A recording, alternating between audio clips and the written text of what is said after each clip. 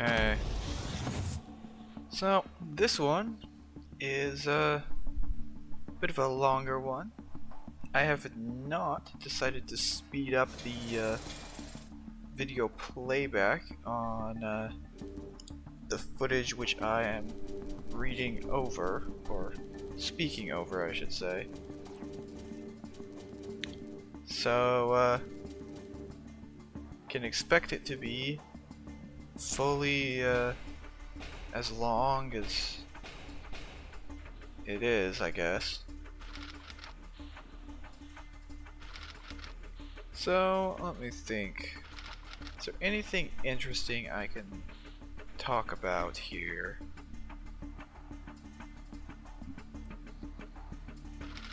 So, as to this, let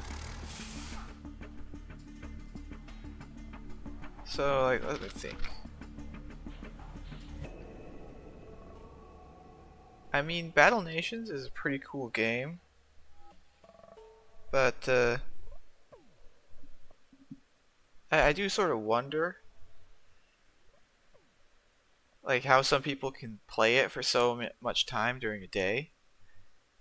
Because me, in particular, I only have, like, you know, the one chance or whatever, the one or two chances to log on during the whole day because of schedule and other such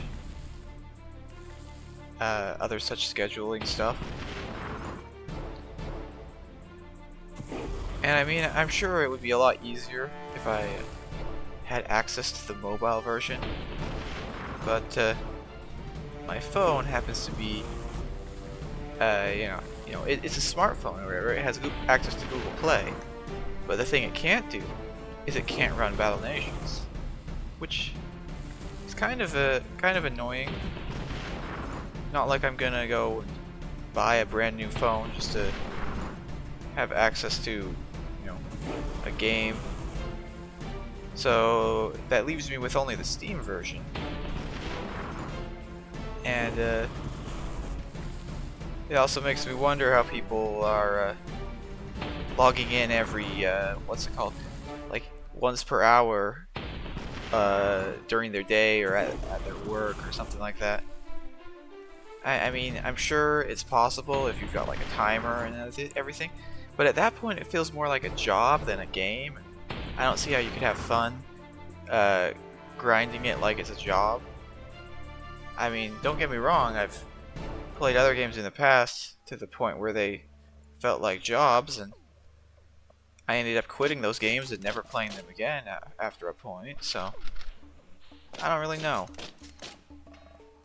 I just don't find like playing a game to the point where it feels like a job, because you're like, timing your shifts on it and logging in every 15 minutes on the dot, and if you don't log in every 15 minutes, then you're like, oh no, I've missed my thingy, and now I have to go and spend an extra 3 minutes doing this or an extra 2 minutes doing that.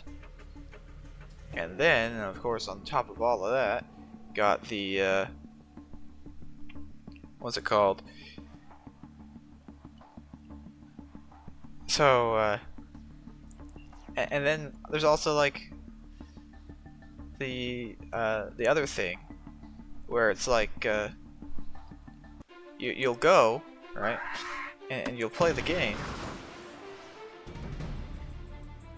but then you'll also be like, wow, I've cleared all the encounters. What do I do now? And some people, they just keep playing and they like farm cabbages for hours on end, or everyone always tries to like rush through and level up as fast as possible. I sort of don't feel like I want to level up as fast as possible, just because the way the encounters go and they scale based on your level, not based on your units' levels. And I feel like if you like rush through to level up your account before your units are able to keep up, then you're like, your units just aren't a match for the encounters that you'll face, and you'll have a bunch of trouble with that. I mean, usually you can get through it as long as you know what you're doing and you have some decent units and stuff, but I don't know, I don't know why people will want to spend like a bunch of time and level up their account like 3 times a day. I mean, I'm sure it has some use for the uh, for the guilds, right? And I mean, I know I had to like speed up my progression and not intentionally slow down eventually, or I will once once I become a guild person. So I don't really know.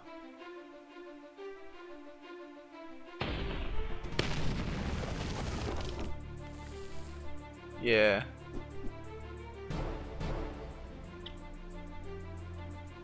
I mean, the game is allowed to be played however most people want to play it, but at the same time, there was like these the boss strikes or whatever ages ago, and I heard a whole bunch of stuff how people like quit the game because their guilds were just too overbearing and stuff.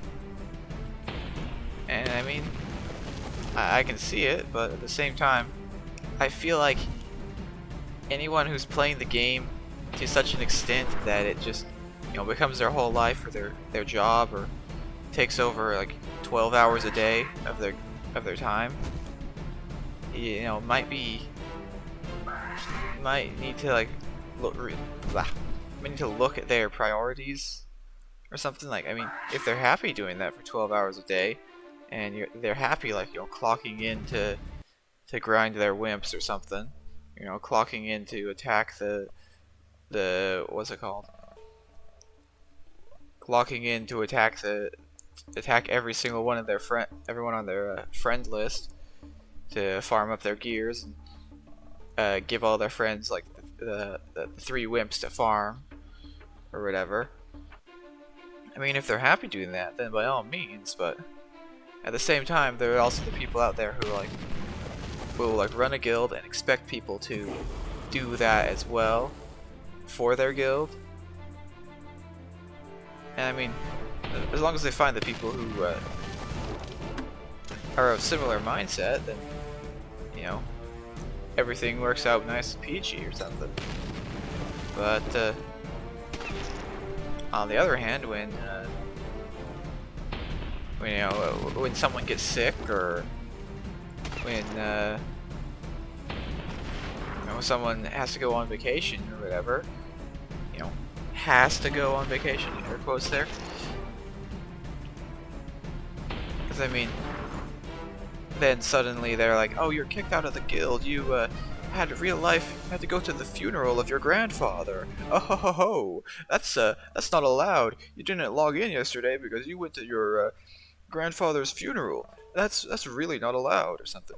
Like, I know that's like a super extreme case, and most people would not be like that, but I've heard the stories of basically the same equivalent of all the people telling you like the horror stories of all the times back in the past of their old guilds where that basically sort of happened, and it's just like, wow, really? Well, why did you stick with that guild after that? And I don't know. I don't know why they did. They don't know why they did either, as far as I'm aware, but I mean, I don't really know. Either way, we got Taos, Elder Taos. I don't know how to pronounce his name, unfortunately. It's either Taos or Taos, something like that. I could probably investigate. Yeah. See, if the grunts get barbecue for their morale, then I propose we assemble a liquor cabinet to cheer up the officers. But aren't you and the captain the only officers? Does that make it any less important? That cult guy over at Recoil Ridge has the know-how to make decent frontier moonshine, and if we can get him the materials, he'll build us the parts we need to set up our own distillery. 60 iron, a field, and wheat. Yeah. 60 iron, a field, and wheat. Which, I mean, means I have to wait for the other field to show up. I can build another field probably. Yeah. That's one slight issue is you can't cancel a job at a shop or a field or whatever. Like, since you can't cancel it, you can't like change it up and you have to wait the full however long. Or you have to build another one, and building another one often takes hours as well, you know.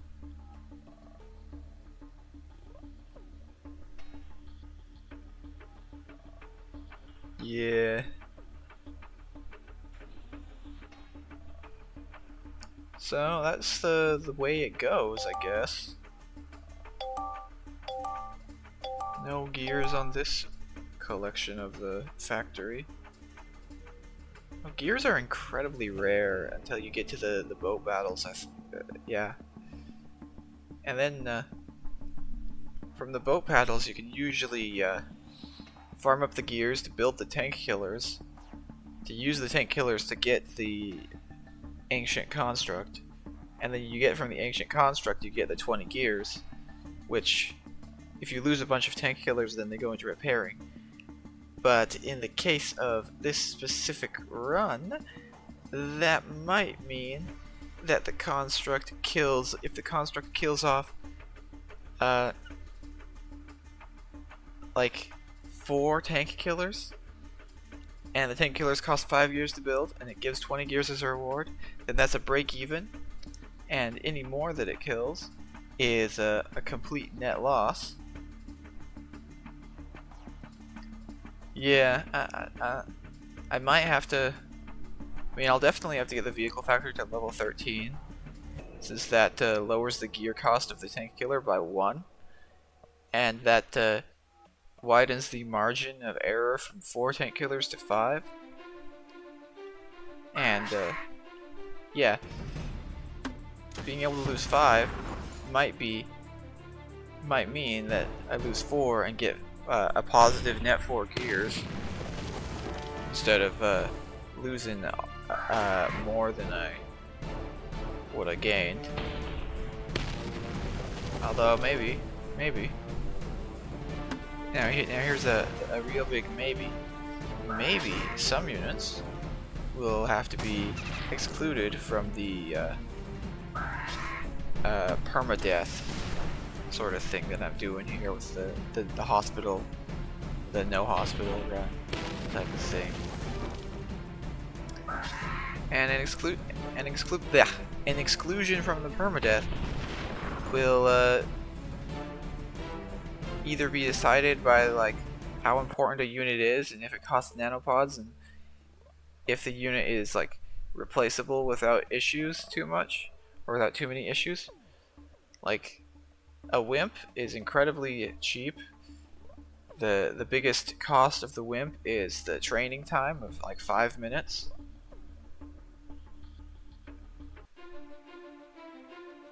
So it's like only 1,000 gold. So a wimp would probably be very easy to not have to rebuild it, because you just, well, it would be very easy to rebuild because it's very cheap to build new wimps.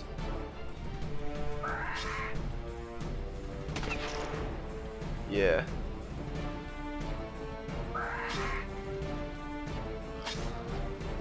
Yeah. But something more along the lines of, you know, there's some expensive units out there, like, let's say a super tank, for example, the first real good nanopod frontline tank unit. It has like, you know, 600 health, or 600 total health, you know, or maybe it's not like 600, but it's close enough. And it's, you know, it costs a bunch of nanopods. It's many levels in the future, but at the same time, it is incredibly durable. But if you ever lose it, if I ever lose one of those or something, I don't think I'd be able to replace it without, you know, forking out the nanopods or whatever. And that's probably one of the situations which I'd say, well, I think I need to use the what's it called? The repair bay to actually solve this problem. Because I mean, the repair bay is an essential part of the game, and you're expected to make use of it. So it is kind of, you know, a major difficulty increase to be like, oh, we have to do this flawless, otherwise, because any losses are permanent type thing. I mean, I guess it's sort of like those things that people do where they're like, oh, something something Pokemon Nuzlocke or something like that. I don't really know. It's definitely not on the level of that, because I think that losing even a single unit of a type would relegate all units of that type to never being used again. Which is... this doesn't sound realistic in the context of this game, because it's very easy to run out of total unit types and just completely lose.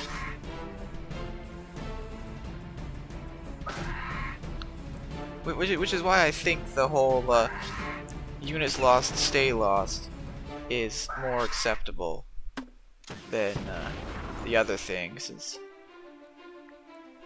if we were playing by the normal rules of you lose a unit, you lose all of that type of unit, you can't use that type again, then these mini tanks and these raptors, and I think even the soldiers and the sandbag would all have been disqualified long ago, and I'd be using some other scuffed strategy that probably wouldn't do so well.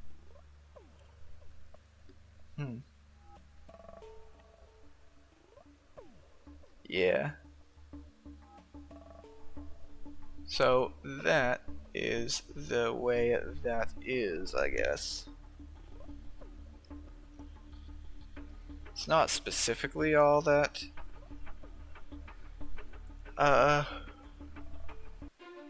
important, I suppose, but I mean, it's what I decided to talk about, so that's what the way it is, I guess. So here past me is cleaning out the pre-spawned encounters in the Tronk base for the Tronk mission. Which, you know, as one generally has to do. Shouldn't be too bad. I do expect that there will come a time when I do the big farming thingy where I, you know, just go and I attack the stone node 100 times for stone and SP. I don't know if I should like record that and like put it in like a super speed or like a high speed montage sort of thing, or if I should just like do it off of camera. You know, do some off-camera mining, as the Minecraft YouTubers say. Yeah. I mean, sometimes that sort of thing is required, because it's like, well, what am I gonna do with the 10 hours of mining in a straight line footage I've got? Am I gonna voice it over? Am I gonna montage it? Or am I gonna just say, yeah, I guess it's off-camera mining. Look at this chest. I totally didn't spawn in these 23 stacks of netherite blocks or whatever. I mean, everyone knows, yeah. I mean, there's a reason it's a meme. The whole off-camera mining thing. But I don't think there's any, like... I'd only be able to, like, make that much progress or something if I, went and I didn't record for, like, weeks, and then suddenly skipped to the video weeks after, like let's say I uploaded the video from being level 31, which is like, you know, something I recorded like 2 days ago for like the modern gameplay that I'm voicing over as I'm playing instead of voicing over an old video. So let's say I like uploaded that right now and just started going from the videos after that. That's kind of the way I assume off-camera mining, air quotes there again, would work for a game like this. Is you just like skip over an immense amount of progress, and just no one knows what you did in the time that you skipped. Which, you know, I don't really think that would make for good good video, because I wouldn't want to watch it be like invested in some like the plot of the game or whatever, and then suddenly whoever I'm watching is just like, okay, so I know yesterday we were playing the early game, but now today we are completely we're on the second to last mission of this game, so that is how it's gonna go now. And I'm just like, okay, well that's great, thanks. And of course it's obviously not great, but you know, same difference. Yeah. So there's not much left to talk about as far as I'm aware. I mean, yeah, I can always just like ramble on about whatever I happen to think about at any given moment, but eventually you hit that point, like, or at least I know I personally hit this point where I'll hit a point where I've talked about a whole lot of stuff to someone in like real life, right? And then you know, at like some sort of party or something, and then I'll be like, huh, what else do I talk about?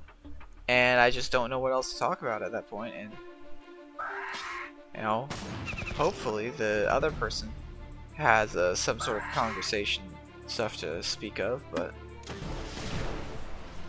I don't know, I always find myself either listening completely to like someone go on and on, or yeah, it's just not, I'm not normally a fan of spending my time talking to people, I guess.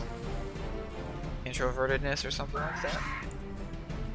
And then here I am talking to people, well, albeit in a alternative format in which I don't get any feedback during the conversation, but you know, that's a thing, right?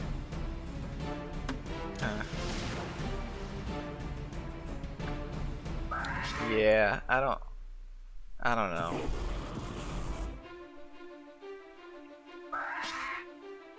So, what else is there to speak of? Oh yeah, that's something. So there are a bunch of units in the game, right? And a lot of them you can't really like what there's some units that you just can't train, that you like see in places, or the enemy will have sometimes. And You know, it'd be nice to be able to train every unit in the game, even if the unit sucks.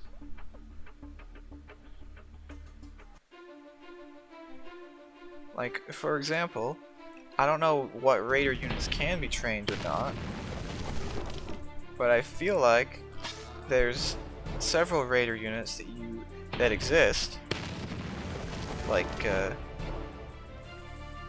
maybe the mammoth with the armor and the big cannons on it, like not the mammoth here on screen, but the other one with like the red armor and everything.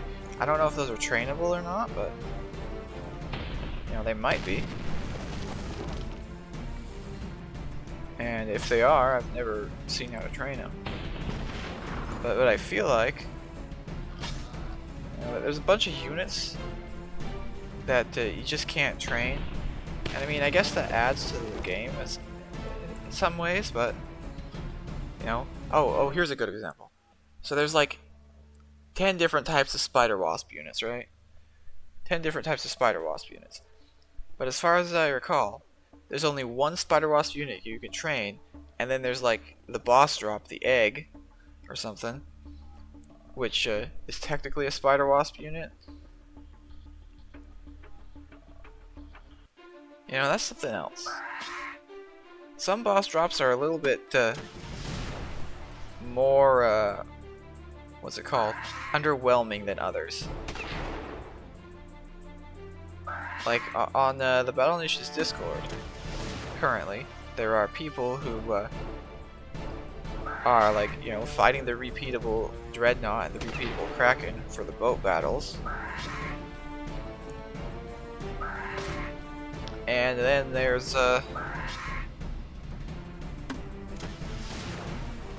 what's it called? So they're fighting the repeatable bosses. And there's the boss drop from the Kraken is like a tentacle or something. And apparently it's like not that great. Whereas the boss drop from the Dreadnought is literally immune to the worst status effect in the history of boat battles ever. The breach effect. That's some units can apply. Because the breach effect is really annoying. I'll be honest here. Like, it is not an effect or a modifier status effect. You know, it's like poison, but super powerful. Yeah.